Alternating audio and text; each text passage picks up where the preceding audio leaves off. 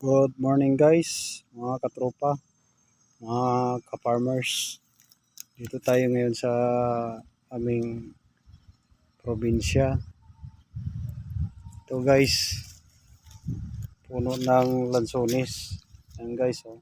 Maliit lang siya guys. Bagong tanim kasi ito guys eh. Ayan oh, guys, oh. Kahit maliit yan guys, may bunga na ngayon guys, oh. Yung bunga niya. Ayan guys, oh. Ayan. Namunga na siya guys. Mula ngayon hanggang September, siguro pwede nang kuwanto, pitasin. Mula ngayon.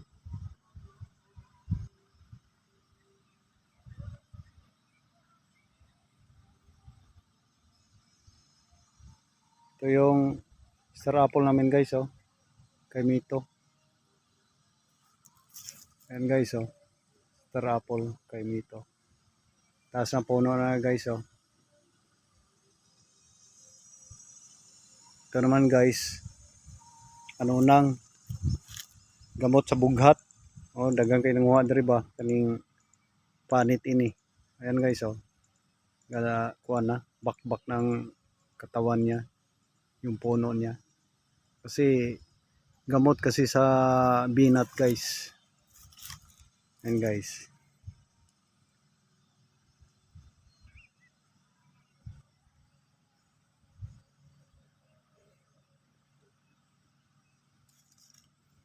Ayan guys, kita mo yung bundok na yan guys.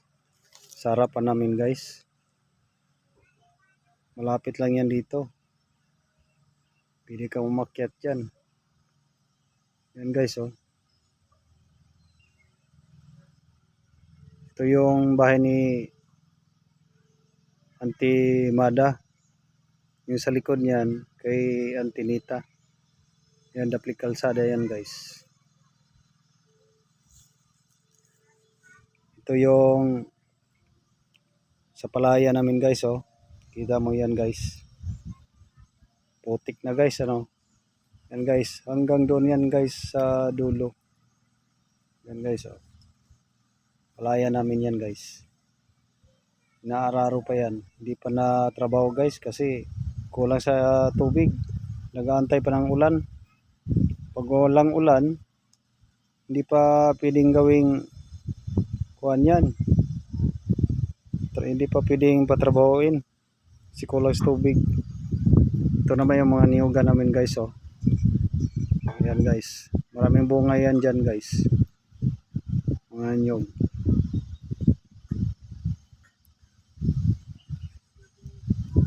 Yung doon naman sa dulo, yan yung ilog namin guys. Yan paligid yan hanggang pinakadulo doon sa dulo. Yan guys.